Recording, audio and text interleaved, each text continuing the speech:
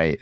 Thanks for having me again. I appreciate the opportunity. And I know Ashton's going to be doing the drawing as we go through this.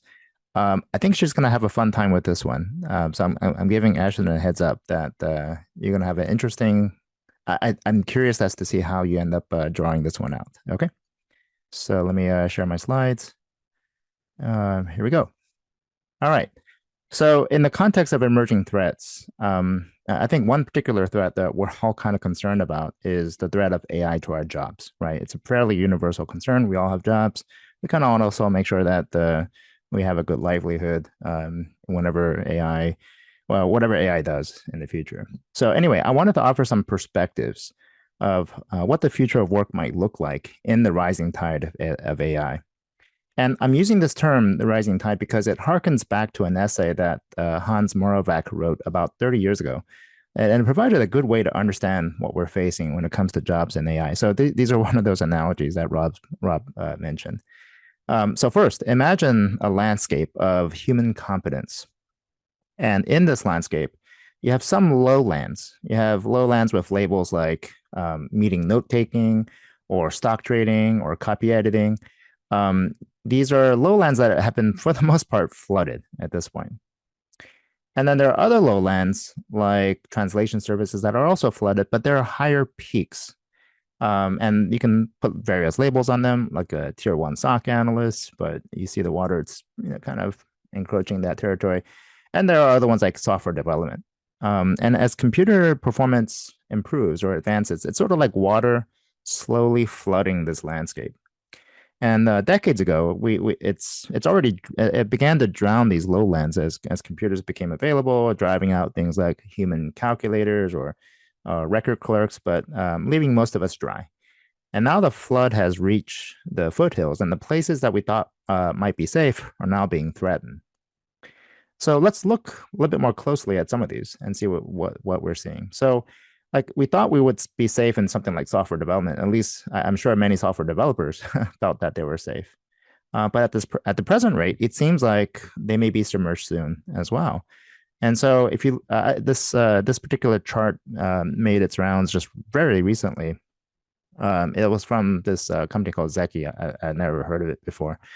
But you see this precipitous drop of software engineering monthly hires from they were looking primarily at top US AI companies. And you see this precipitous drop from, I guess, 2023 to 2024. And it's starting to recover a little bit. Now, I'm not sure how accurate this is and what the agenda here is, but I don't know if this is, for some, maybe too surprising. I think this is kind of what we might expect as AI becomes more and more prevalent in some of these industries that we thought were safe, right? And as we look at these trends, we really want to we have to think about, like, what is it, like you see this upward bump here, right? What's the cause of that bump? Like, what is it what's causing, like, how do we change how we think about who we're hiring, or what are the job skills that we're needing here? And one of the things that we oftentimes confuse, unfortunately, when it comes to AI, is we confuse performance with competence. They confuse performance with competence. And it's easy to do because we see these highly performant systems working in one particular very narrow domain. And we generalize it and say, oh, it must be competent in all these other areas. But that's actually not true. For example, we have kids who are able to speak English, but they're not necessarily competent to discuss elements of style or poetry and so on and so forth. And so I think that's the same sort of analogy I would make here. When it comes to software, we have what appears to be a system that's highly performant in stringing together a set of words into comprehensible sentences or paragraphs, and we can even have it follow a certain format or a style. But to suggest that it understands style or poetry or architecture or algorithms, I think that might be a bridge too far today. And so when we think about what are the skills that we're trying to hire, it's this next higher level construct that we are looking for. Again, just to use the analogy here, in the high school, you still take English classes, but you're not there to learn English. You're there to learn again, style and poetry. A lot of us learn how to program software in college or in high school, but you're really just learning the basics of English. You're not moving towards this notion of understanding architecture or algorithms. That comes later with more experience. And what we're really looking for are those types of skills. If you just want someone who can sling software, well, a large language model can do that. Is that software any good? That's a whole different story. But if you're looking for this next level, which I don't think systems can do today, that's essentially what I think humans still have as a domain that keeps us higher up this mountain peak. So if we expand now more broadly, Hans Moravec proposed that we should be building. So if this we have this rising tide, as that day nears, as it encroaches upon us, we should adopt a seafaring life.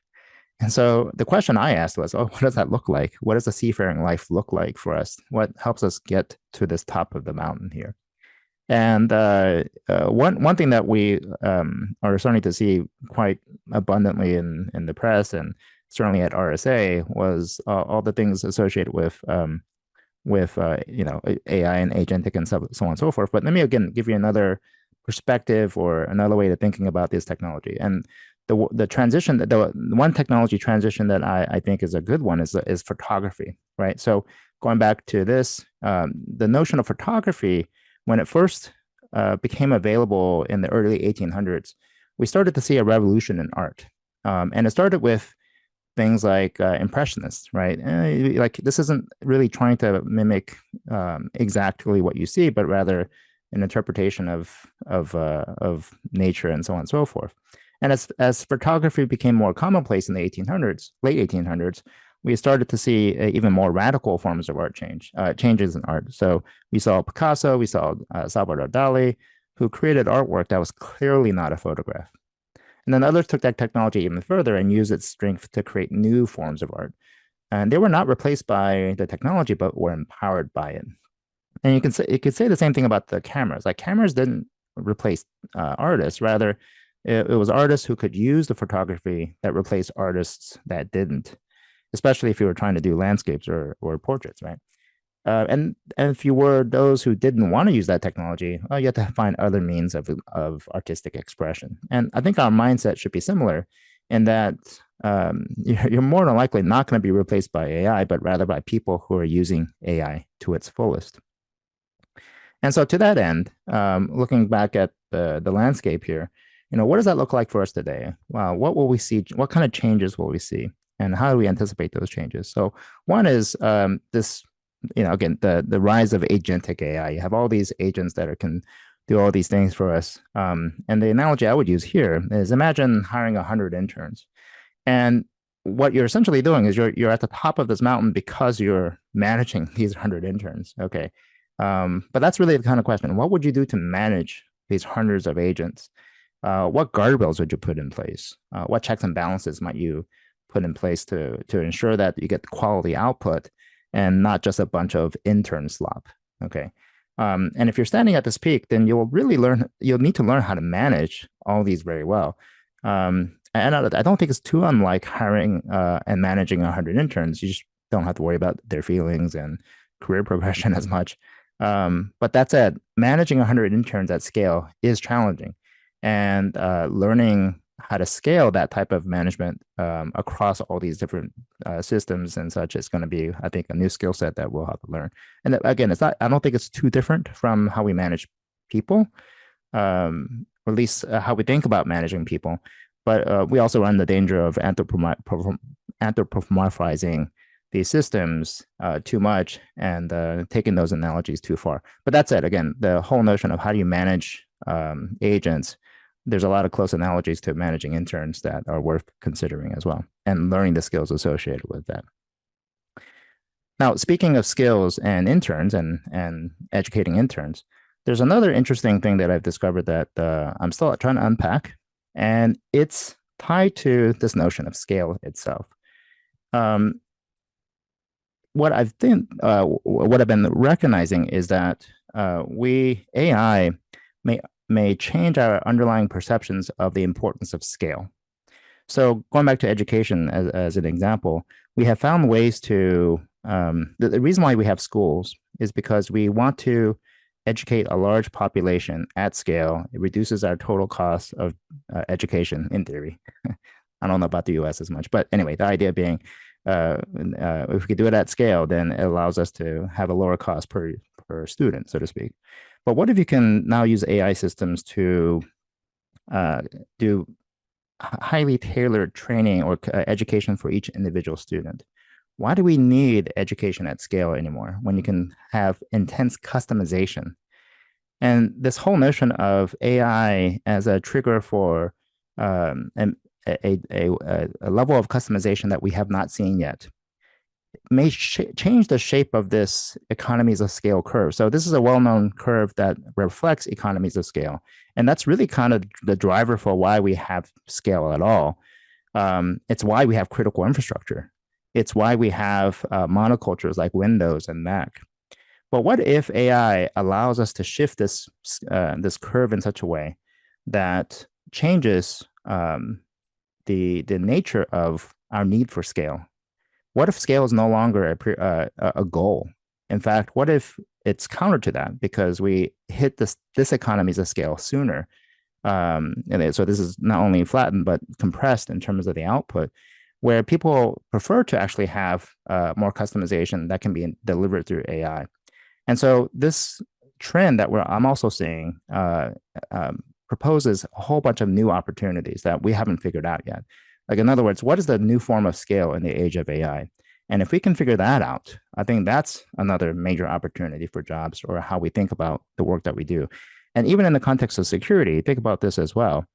If we have systems that allow us to, if we have a way to build software and tools that's highly customized just to our needs or my need, and maybe one or two other people, then why do I need SaaS? Why do I need Windows? Why do I need all these other types of systems that are built for scale, but won't necessarily be suitable for me? And if we consider that sort of alternative future, it changes how we think about security as well, because the reason why we have some of the challenges around security is because attackers have figured out a way to attack us at scale because we're using the same platforms. But now imagine if you have many, many, many thousands of different platforms, many, many different types of, we saw earlier, agents that are operating in different ways that are customized and built just for me. And that changes the equation altogether for both how we manage these things, but also the attack surfaces that we have as well. So this perspective of how do you deal with scale, and is scale, the original assumptions of scale, are they still valid, is one that I'm still pondering and may have some significant ramifications for the future of work as well. And our jobs, because our jobs in security, because maybe our jobs have become easier when people can truly actually just build their own little custom app. And yes, the app may be easily compromised or can be compromised, but it takes effort on the part of the attacker to compromise each one. Nature abhors monocultures, and it's hard to find sustainable monocultures over a long period of time in nature. And we've built up a whole bunch of monocultures inside IT, and that's why we have some of the security problems that we have today. But what if that's actually not the ideal situation? And what if AI enables us to be freed from that as well? So anyway, those are some of my thoughts in the context of the rising tide of AI and what it may impart in terms of both jobs and the future of cybersecurity as well. So we'd love to hear your thoughts. I'll hop on the Slack channel after this and field any questions as well.